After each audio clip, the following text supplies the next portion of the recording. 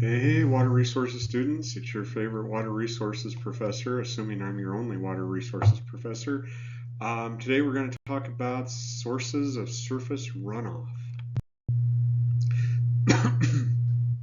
So, in an earlier lecture that you probably already watched, excuse me, um, we learned about the hydrologic cycle, and water's constantly in motion. We have transfer processes, which are the arrows on this figure, and sinks, which are places where water is stored. If you don't already know all that, go watch that other lecture. We talked about the transfer processes. They include things like precip, evapotranspiration, infiltration, percolation, runoff. Those are the things we're going to talk more in depth about in this lecture. All right, so precipitation. This is water released from storage in the atmosphere in the form of rain, snow, sleet, hail, whatever other form that water falls in out of the sky.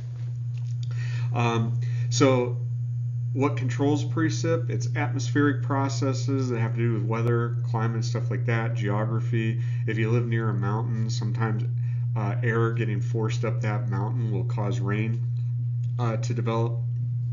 There's not much as humans we can do to control or regulate precipitation. You know, there's just not. You hear some stuff in the news, you read some quack stuff, but for the most part, we have not mastered the ability to cause rain. Here in the photo, you can see where it's raining really heavily.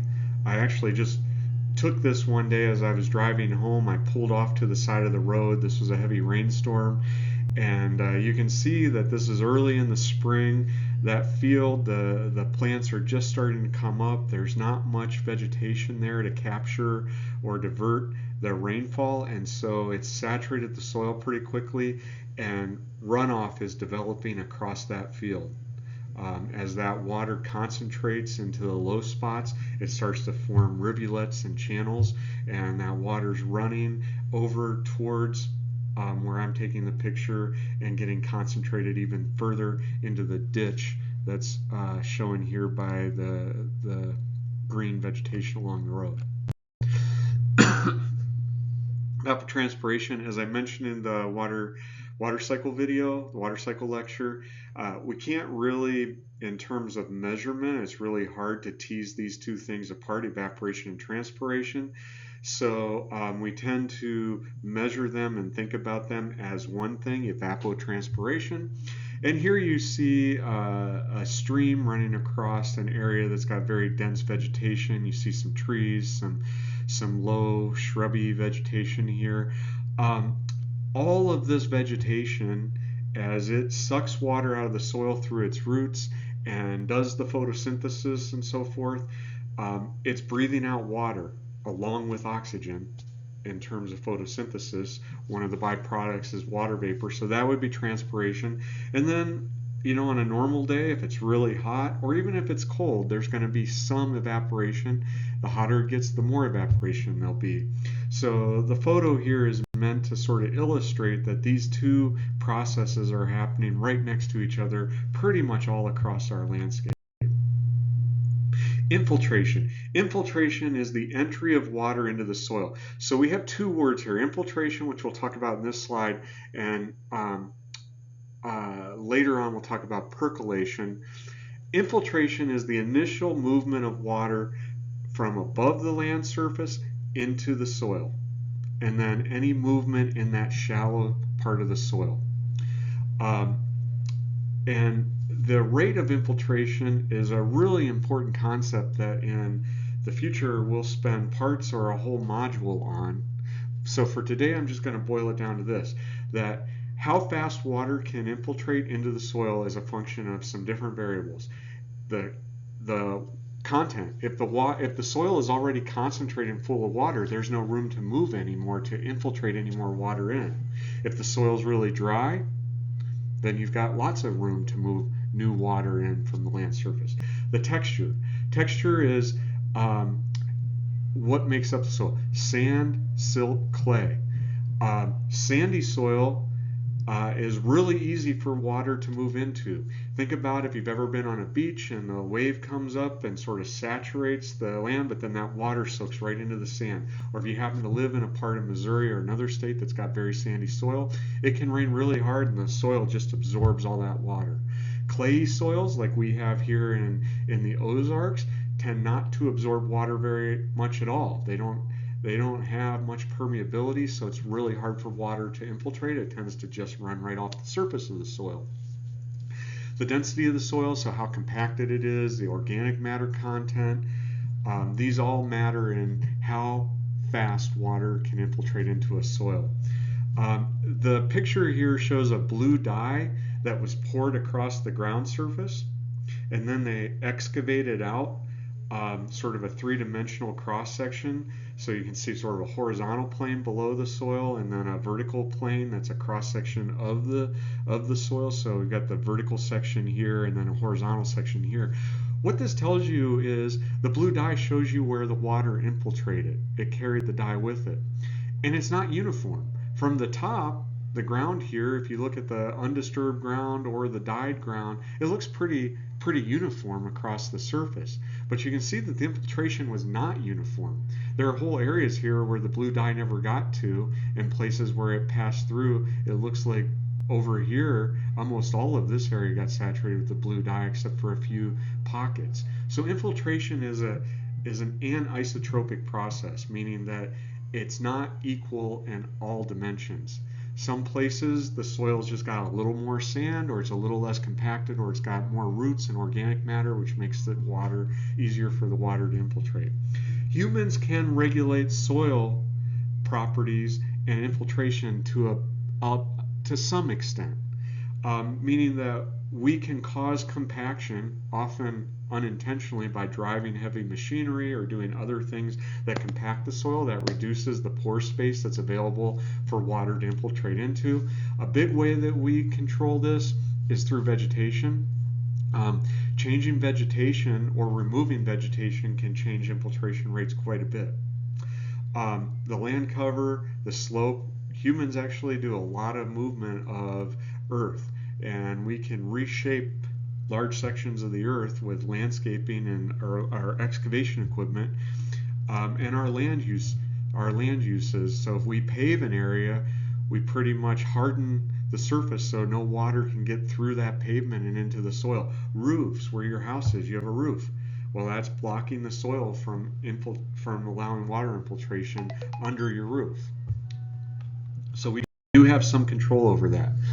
So interflow is one of those infiltration processes that once water gets into the shallow soil, it can flow here through what's called shallow subsurface flow, and then come back up to the land surface and flow out, maybe a little spring here or something like that.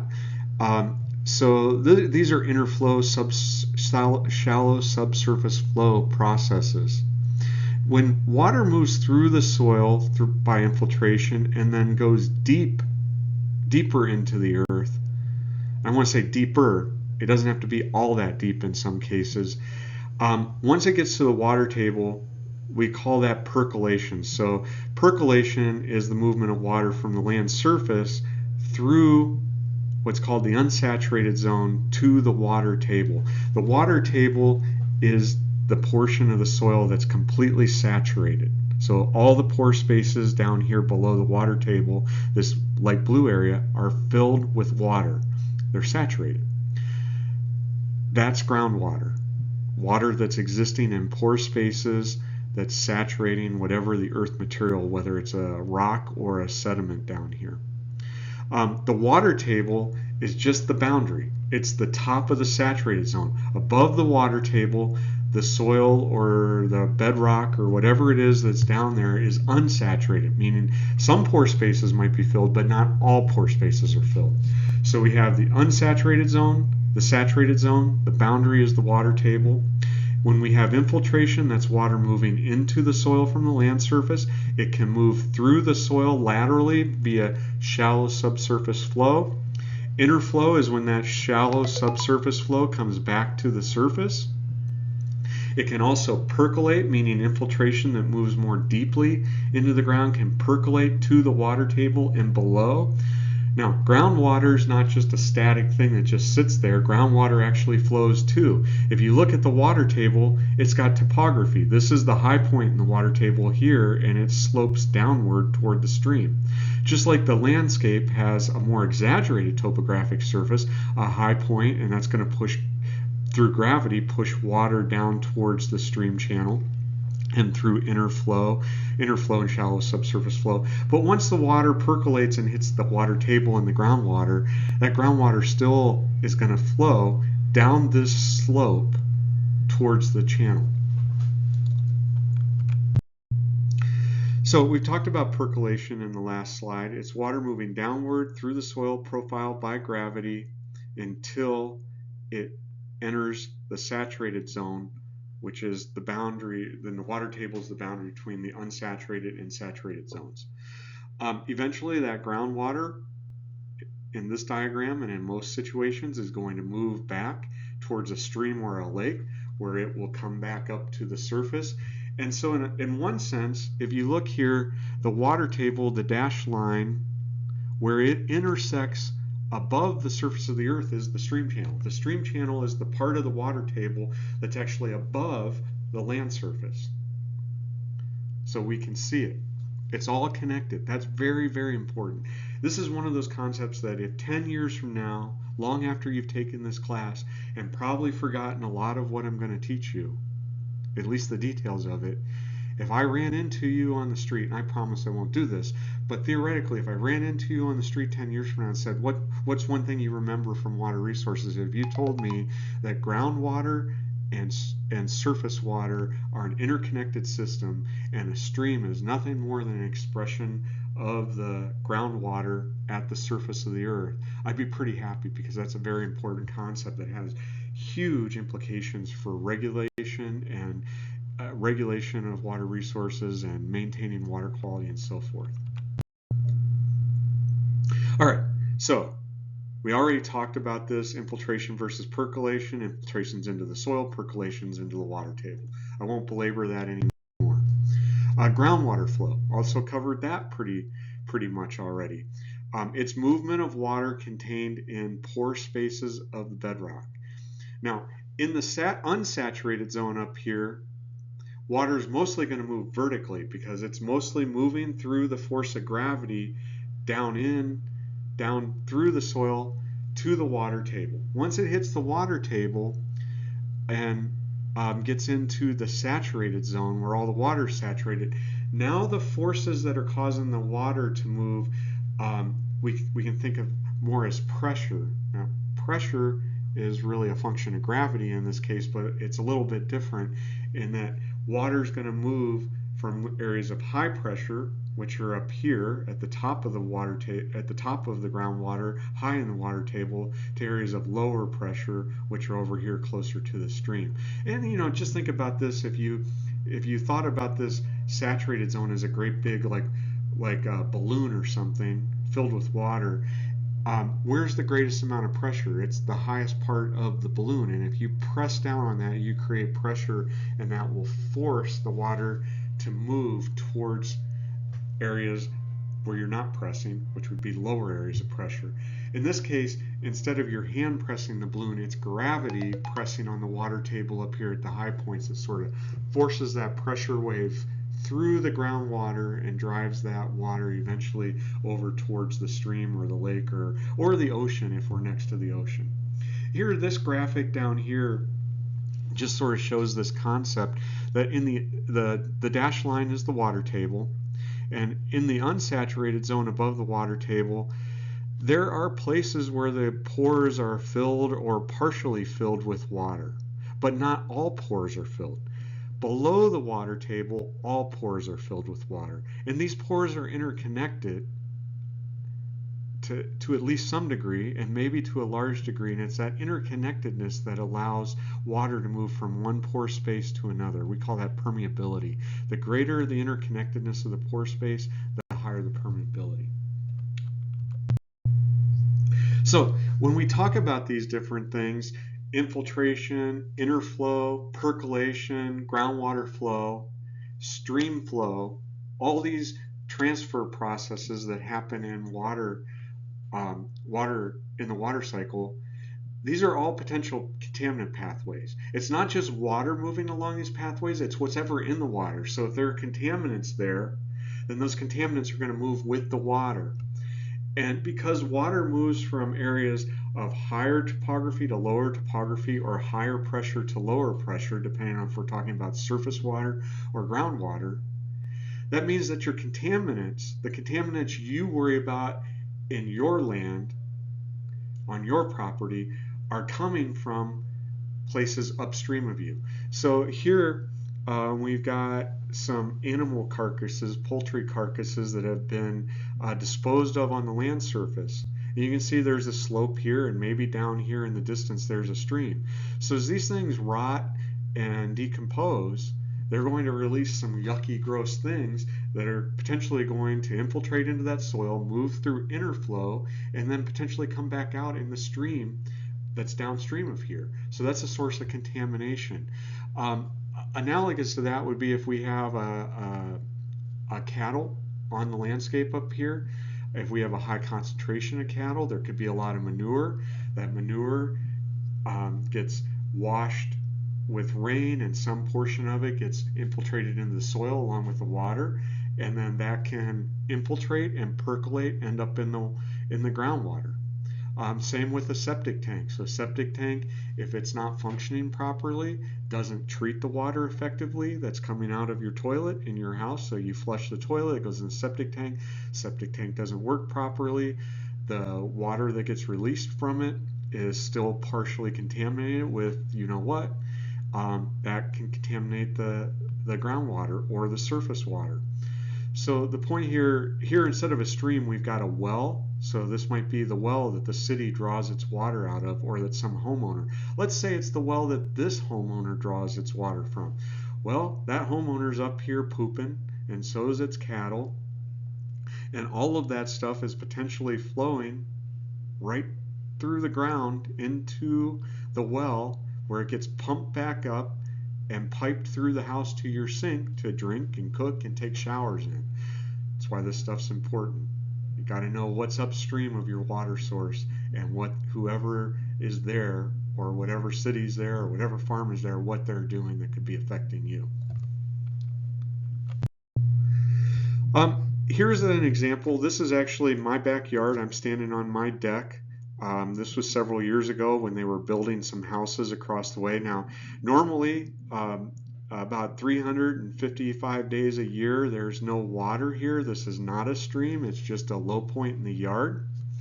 But when it rains really hard, water starts to flow and concentrate, and it turns into what we would call an ephemeral stream, a temporary stream, and that moves that water downstream, eventually into a tributary of the James River, and eventually into the James River, then the White River, then the Mississippi River, then the Gulf of Mexico. Now in this case, you can see when they were building, they stripped all the vegetation off of the lots, and they didn't really do much in the way of erosion control here. So we're having a heavy rainstorm, and so some of this soil is being washed off of these building lots as sediment into the stream, and that sediment becomes turbidity in the stream, and that turbidity is getting washed downstream.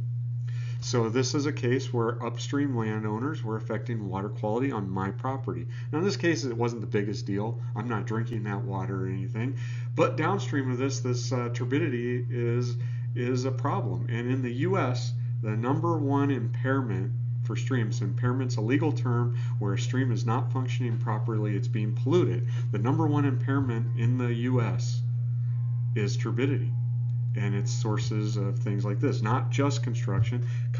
Earlier in this lecture, I showed you an example of turbidity from a farm field. So there are agricultural sources, there's construction sources, there's all kinds of places and ways that turbidity can get into our water, that sediment can get into our water. But it's a reason why these transfer processes within the water cycle are important. They're contaminant pathways. So this sort of wraps up the bigger picture and deeper dive into the water cycle. So thanks for paying attention.